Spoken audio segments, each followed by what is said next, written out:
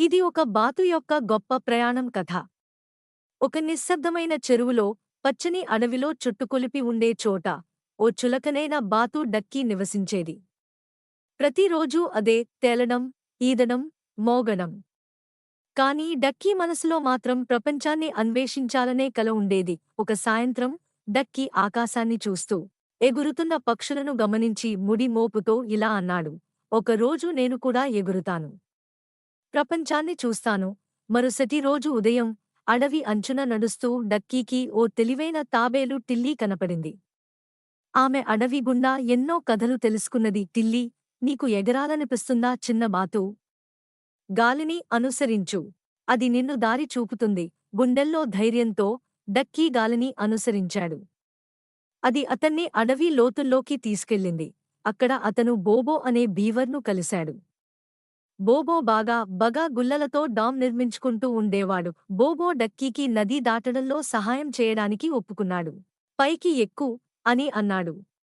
చప్పుడుతో మరియు నవ్వుతో వారి ప్రయాణం కొనసాగింది. అప్పటికి మబ్బులు గడ్డిగా వచ్చాయి. ఉరుములు, మెరుపులు, జల్లులు.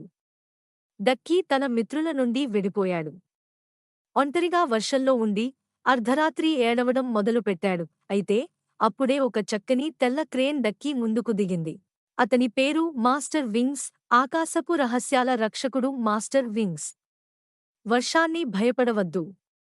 దాన్ని ఎదుర్కో. అప్పుడే నీకు రెక్కలు కలుగుతాయి.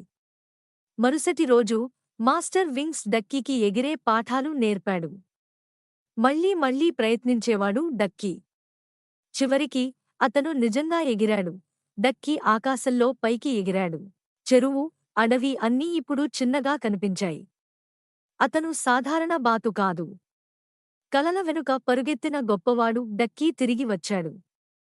టిల్లీ, బోబో హర్షధ్వనులతో స్వాగతించారు.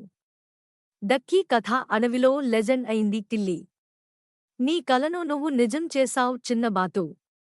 బోబో, నువ్వు మా హీరోవు. ఈ ప్రయాణం అంతం కాదు. ఇది ప్రారంభం మాత్రమే. ప్రపంచం చాలా పెద్దది, కలలు ఎగిరేందుకు పుట్టినవి.